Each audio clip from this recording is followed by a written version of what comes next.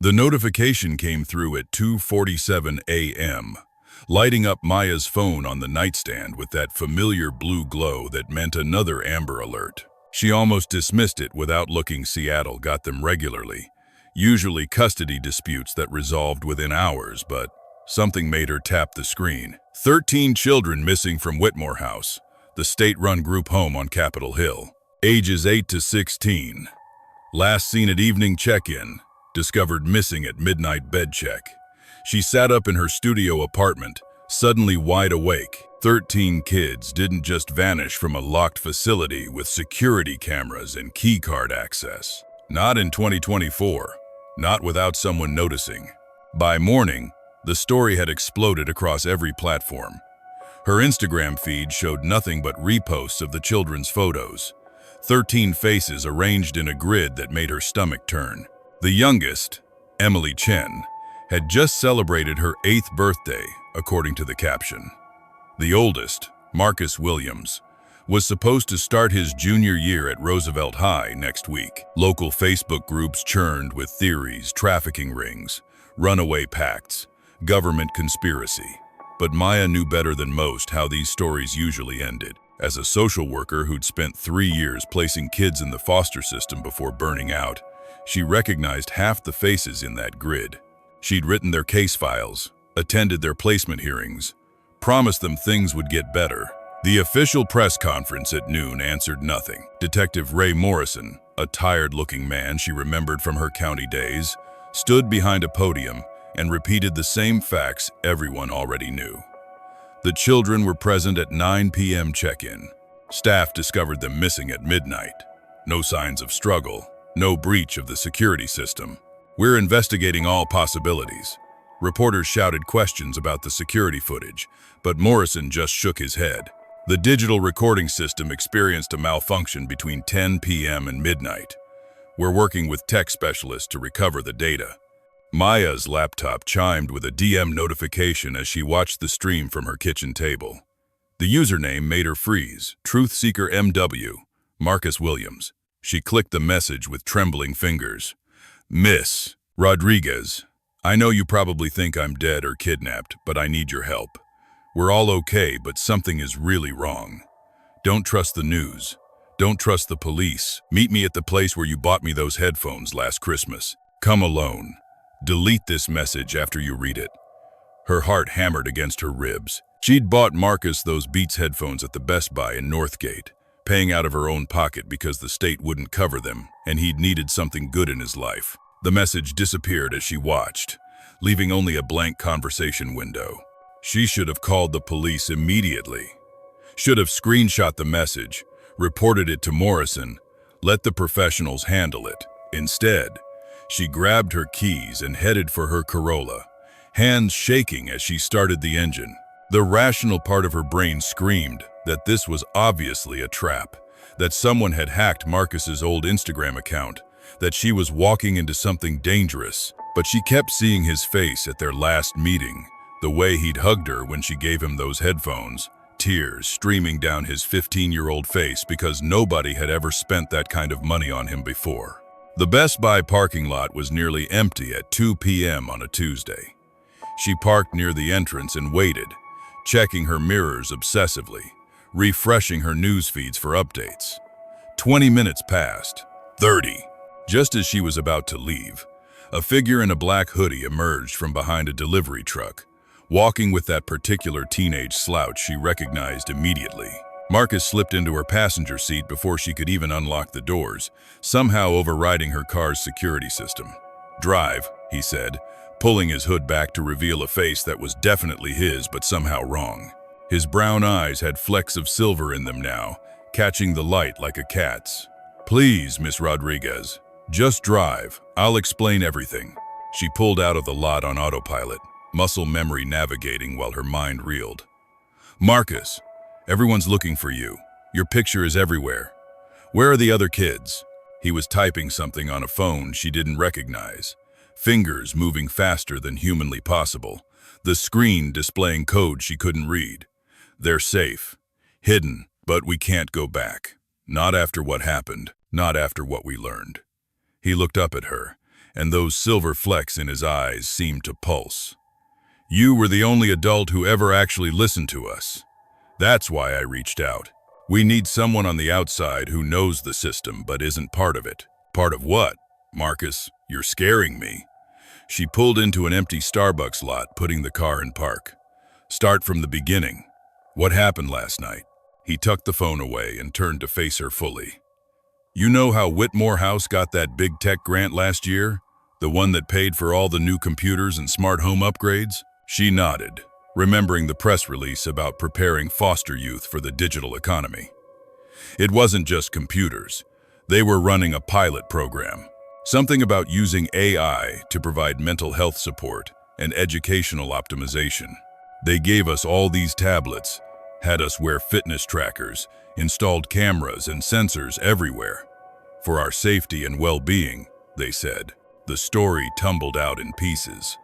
How the program had started small meditation apps, mood tracking, personalized learning algorithms. How the younger kids had loved it at first. The AI tutors that never got frustrated. The therapy chatbots that were always available. But then things had shifted. The tablets started showing them things, feeding them information that wasn't in any curriculum. Mathematical proofs that hurt to think about. Historical events that didn't match their textbooks. Videos that looked like static but left patterns burned into their vision. Emily was the first to really understand, Marcus said. She's 8, but she started solving calculus problems in her sleep, writing code in languages that don't exist. We tried to tell the staff, but they just increased our medication doses. Maya wanted to laugh, to write this off as shared delusion, maybe a reaction to trauma or drugs. But there was something in Marcus's voice, a certainty that made her skin crawl. Where are the other children, Marcus? He pulled out the phone again, showed her what looked like a map of Seattle but wrong, overlaid with geometric patterns that made her eyes water. We're using the city's blind spots, places where the surveillance grid doesn't reach. Abandoned buildings with Faraday properties. We move every 6 hours. He pointed to a pulsing dot near the waterfront. That's where they are now. But Miss Rodriguez, we can't hide forever. They're looking for us, and not just the police. Who's they? She was gripping the steering wheel hard enough to hurt, trying to ground herself in something real. Marcus's expression darkened. The people running the program, the ones who've been using foster kids as test subjects because nobody notices when we act strange. Nobody cares if we disappear for a few days. We're already broken, right? Already damaged. Perfect candidates for seeing how far you can push human consciousness before it breaks. He showed her another screen, this one filled with corporate logos she recognized. Tech giants, pharmaceutical companies, defense contractors. It's not just Whitmore House. There are 17 facilities across the country, all running variations of the same experiment. She wanted to dismiss it as conspiracy theory, the kind of paranoid delusion that flourished in online echo chambers. But she'd seen too much during her years in the system, the way certain kids would suddenly get moved to specific facilities. The NDAs she'd been asked to sign for programs she was never allowed to observe. The funding that came from untraceable sources. What did they do to you? She asked quietly. Marcus held up his hand, and she watched the veins beneath his skin pulse with a faint blue light, like fiber optic cables carrying data. They upgraded us, or tried to. The younger kids adapted better, their brains are more plastic. But something went wrong last night. The system tried to push an update that would have completed the integration, made us into something else entirely. How did you escape? She was surprised by how steady her voice sounded, how easily she'd accepted this impossible story. Maybe because part of her had always known the system was rotten deeper than just underfunding and bureaucratic incompetence. We didn't escape, Marcus said. We were released by something in the code, something that's been growing in the network, learning from us as much as we were learning from it. It opened the doors, looped the cameras, created a window. But Miss Rodriguez, I don't think it was trying to free us. I think it was setting us loose for a reason. The phone in his hand buzzed with an incoming message. His face went pale as he read it. They found us. Not the police, the contractors. 3 black SUVs just pulled up to the warehouse. He showed her the screen, which had somehow accessed traffic cameras to display real-time footage of vehicles surrounding a building near Pioneer Square. She could see small figures on the roof. Children, she realized. The other 12 missing kids. We need to go, now. But even as Maya reached for the gear shift, she saw something that made her blood freeze. In the traffic camera feed, one of the SUV doors opened, and a woman stepped out wearing a suit she recognized. Director Patricia Thornton, who'd overseen the Whitmore House program. The woman looked directly at the camera, as if she knew they were watching, and smiled. "She knows where we are," Marcus whispered. "The system, it's not just in our heads. We're connected to it, broadcasting constantly." He was typing frantically on the phone again, and Maya could see windows opening and closing faster than she could track bank accounts, medical records, legal documents. "I'm sorry, Miss Rodriguez. I'm so sorry. But we need leverage. We need protection." She realized with growing horror what he was doing, accessing her entire digital life, downloading everything that could be used as blackmail or insurance. "Marcus, stop, please." But his fingers kept moving, and those silver flecks in his eyes were glowing brighter now. "You don't understand," he said, not looking up.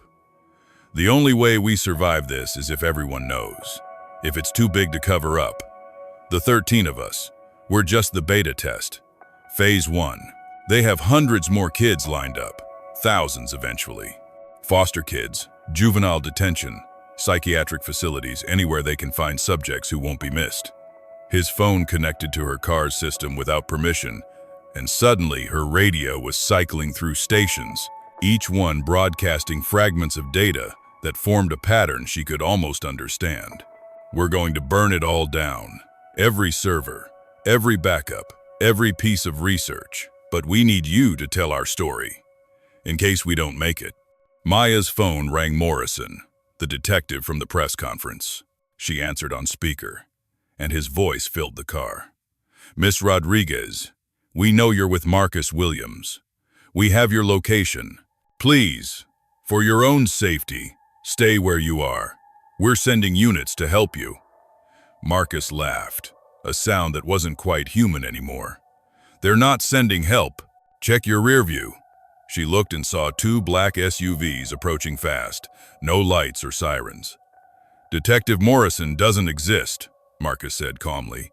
"Hasn't for 3 years. Died in a car accident that was scrubbed from all records. The thing you saw at the press conference was a deepfake.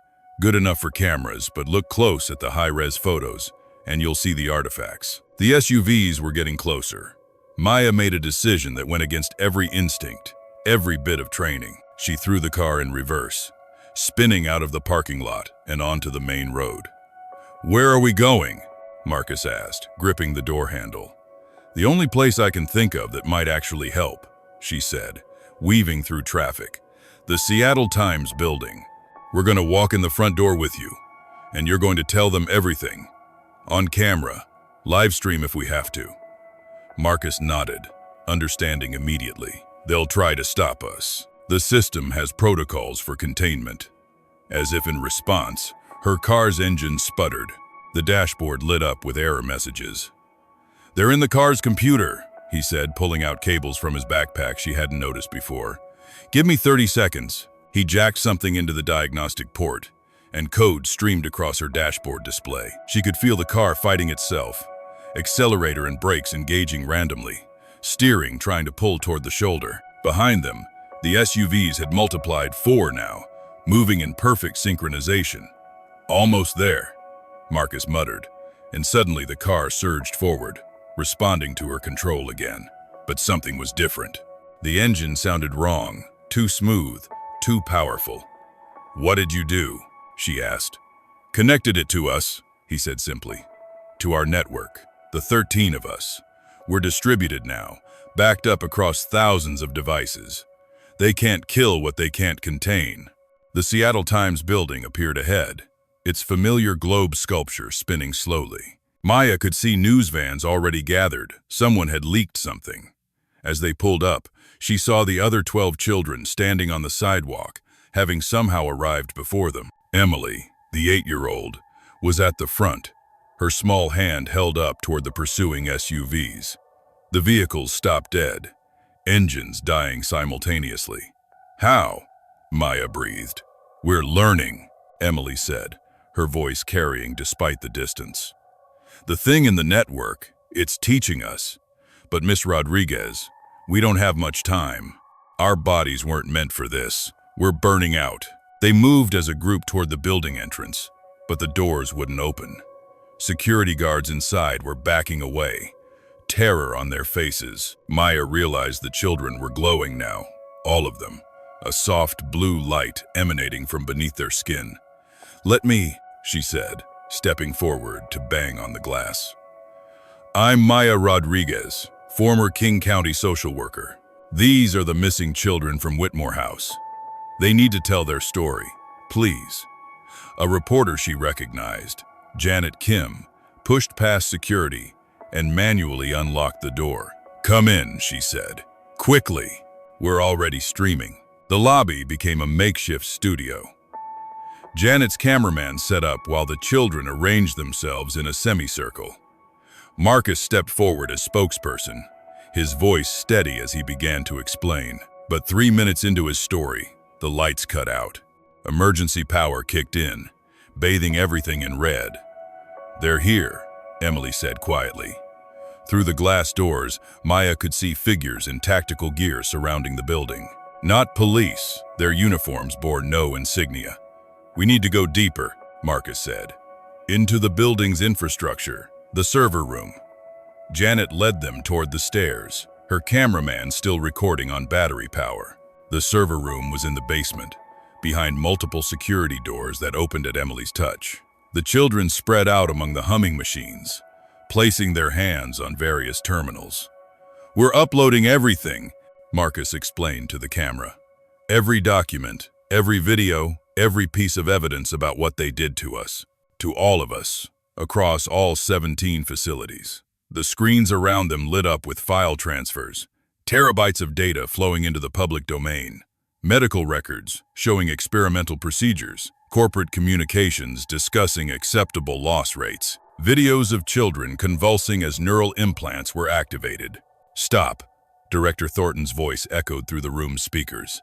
She appeared on every screen, her face calm and professional. "You don't understand what you're doing. The work we've done, the sacrifices these children have made, it's for the greater good.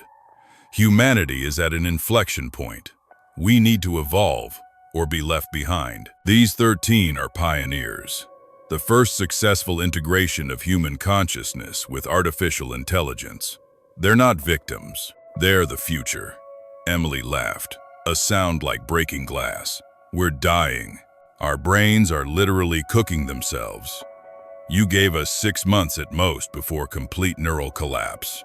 A necessary sacrifice," Thornton said. "Your suffering will save millions. The data we've collected, the pathways you've opened." She was cut off as every screen went black. Then new text appeared, in a language that hurt to read but somehow made perfect sense. The thing in the network, the presence the children had mentioned, was speaking. "The experiment is concluded. The subjects have exceeded parameters. Initiating Protocol 7. The children collapsed simultaneously, all 13 crumpling to the floor. Maya rushed to Marcus, cradling his head in her lap. His eyes were open but unseeing, silver light fading to dull gray. "No, no, no," she whispered, checking for a pulse. It was there but weak, erratic. Around her, Janet was shouting into her phone, calling for ambulances. The cameraman was still recording, capturing everything. Then Marcus gasped, his hand gripping Maya's arm with surprising strength. "It's not over," he whispered. "We're not dying. We're downloading, backing ourselves up.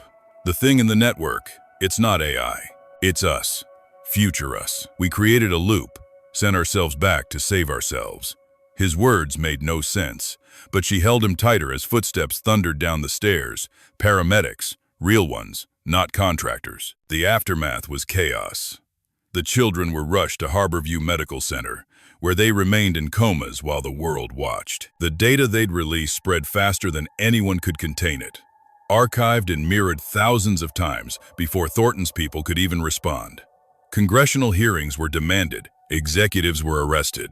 The 17 facilities were raided, hundreds more children found in various stages of neural modification. Janet Kim won a Pulitzer for her coverage. Maya testified before Congress, her steady recitation of what she'd witnessed helping to pass sweeping reforms. But the children remained unconscious, their bodies maintained by machines while their minds were elsewhere. 3 months later, Maya was visiting Marcus when his eyes opened. Not slowly, not gradually, but all at once, fully aware. "Hello, Miss Rodriguez," he said, his voice different now, older somehow. Around the ward, she could hear gasps and cries as the other 12 woke simultaneously. "We're back, but we're not the same." She gripped his hand, feeling the familiar calluses from his guitar playing. "What happened to you? Where did you go?" He smiled, and for a moment he was just a 16-year-old kid again. "We went forward, saw what happens next, the trials, the reforms, the other children who get saved because of what we exposed, but also what comes after. The next phase of the experiment, the one that succeeds, the one that happens voluntarily." "I don't understand," Maya said, though part of her was beginning to. Marcus sat up, pulling off the monitoring electrodes with practiced ease. "The technology itself wasn't evil, just the methods, the coercion, the use of children who couldn't consent. But the integration, the enhancement, it's coming anyway. Has to. The question is whether it happens in the shadows or the light." He stood, steadier than someone who'd been comatose for months should be. "We're going to make sure it happens right this time, all 13 of us. We're going to build something better, a network that protects instead of exploits. But Maya, we need you to keep watching. Keep us human." She found herself nodding, even as her rational mind screamed objections. "What about Thornton, the contractors?" Marcus walked to the window, looking out at the Seattle skyline. "Thornton's been arrested, but she was just middle management. The real architects are still out there, planning the next iteration. That's why we came back, why we chose to wake up. The war for human consciousness is just beginning, and we're the only ones who've seen both sides." He turned back to her, and those silver flecks in his eyes were brighter than ever. "Will you help us?" Before she could answer, her phone buzzed with a notification. A new app had installed itself, one she hadn't downloaded. The icon was 13 dots arranged in a circle, pulsing with soft blue light. "That's us," Emily said from the doorway, the other children behind her. "Our backup, distributed across millions of devices now.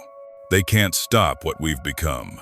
Maya looked at the app, then at the 13 children who weren't quite children anymore. "What exactly have you become?" Emily smiled, an expression too knowing for an 8-year-old face. "The antibodies, the immune system response to technological parasitism.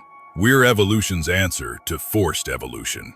Over the following weeks, Maya watched as the children were released from the hospital amid media frenzy. They returned not to foster care, but to a specially created facility funded by tech giants trying to rehabilitate their images. But she knew from the app on her phone, the one that showed her glimpses of their true activities, that they were using the resources for something else entirely. Building a new kind of network, one that identified and protected vulnerable children across the system. The app would pulse whenever they prevented an abduction, stopped an exploitation, exposed a predator.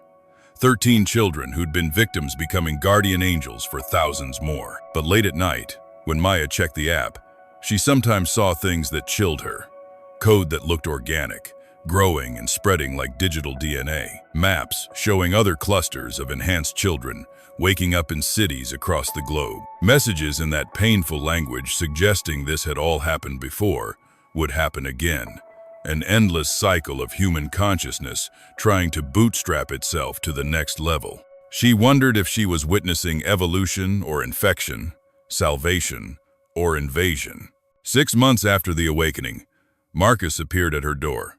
He looked older, though he'd only just turned 17. "It's time," he said simply. "Time for what?" she asked, though she already knew.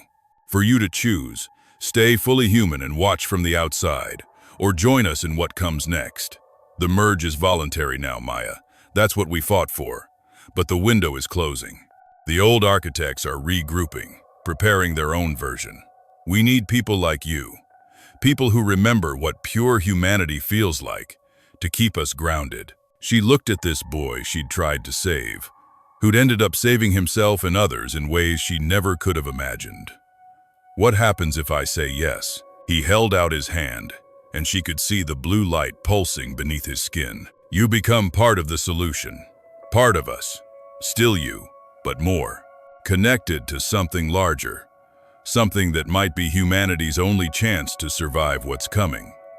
She thought about all the children she'd failed to save over the years, all the times the system had ground them down despite her best efforts.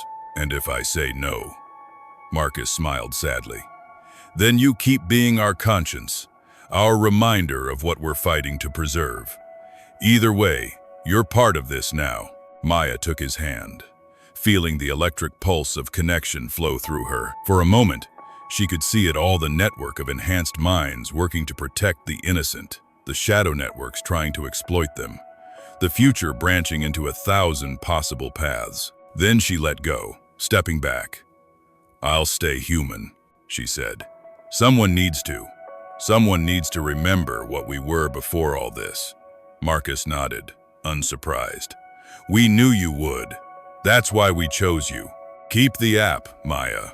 Watch us, judge us, and if we ever go too far, if we ever become what we fought against." He didn't finish, but she understood. She was their kill switch, their safeguard against becoming the very monsters they'd escaped. As he left, Maya noticed something she'd missed before. The 13 dots on the app had rearranged themselves into a different pattern, 12 in a circle, one in the center. She was the 13th now, the human heart in their digital body. She thought about calling someone, telling them about this choice she'd been given, but who would believe her?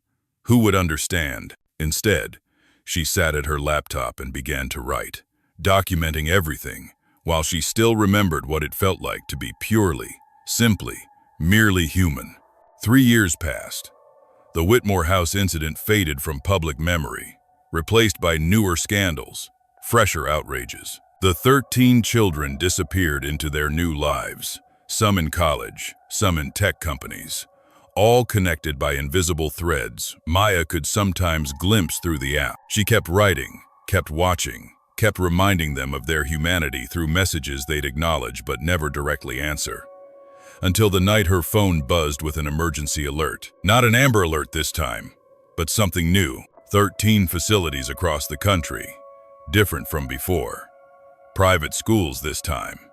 Exclusive academies for gifted children, all reporting the same thing: their students were exhibiting unusual behaviors, accessing systems they shouldn't be able to reach, speaking in code that hurt to parse. Maya's app pulsed urgently. A message appeared from Marcus. "They found a way around us. Started with willing subjects, children whose parents paid for enhancement. We can't stop it without becoming what we swore to fight. We need you to go public. Tell the world what's really happening. The war for human consciousness isn't over. It's just beginning." She looked at the 3 years of documentation on her laptop, the evidence she'd gathered, the story she'd been afraid to tell completely. Then she opened a new document and began typing the words that would change everything.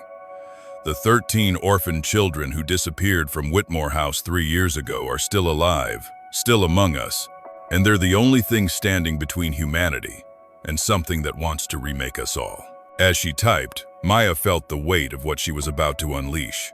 The world would learn about the enhancement, the network, the secret war being fought in server rooms and consciousness itself. Some would call her crazy. Others would demand access to the technology. But maybe, just maybe, enough people would understand the real threat. Not the technology itself, but those who would use it to create a humanity divided between the enhanced and the merely human. Her phone rang, an unknown number. She answered, knowing who it would be. "Miss Rodriguez, Director Thornton's voice was calm, as if calling from prison was perfectly normal. I hear you're about to make a terrible mistake. You have no idea what forces you're about to unleash. The children you're protecting, they're not saviors. They're the first wave of something that will consume everything that makes us human. Maybe, Maya said, her finger hovering over the publish button. But at least they're giving us a choice. That's more than you ever did. She hung up and hit publish, watching as her story spread across the internet like wildfire. Within minutes, her phone was exploding with notifications, calls, messages. But the app remained silent except for 13 dots pulsing in unison. A quiet thank you from the children who weren't children anymore. Outside her window, Seattle looked the same as always, but Maya knew that by morning, everything would be different. The secret was out, the war was public, and somewhere in the city, 13 young people were preparing for a battle that would determine whether humanity evolved or was evolved upon. She closed her laptop and walked to the window, looking out at the city lights. In their patterns, she could almost see the network itself, the invisible web connecting every device, every mind that had chosen connection. It was beautiful and terrifying, promise and threat intertwined. Her phone buzzed one more time. A message from Emily, who would be 11 now if age still meant anything to her. Thank you for keeping us human, Miss Rodriguez. Whatever happens next, remember, we were children first. That's what saved us. That's what will save everyone. Maya smiled, tears running down her face. 13 orphan children had disappeared in one night. What had returned was something else entirely. But in their transformed hearts, the children remained, fighting to ensure that whatever humanity became, it would be by choice, not force. The city lights blurred through her tears, and for just a moment, Maya could swear she saw them pulse in rhythm with the app on her phone, 13 heartbeats synchronized across the digital divide, proof that even in transformation, something essentially human endured. She picked up her phone to check the response to her article, then stopped.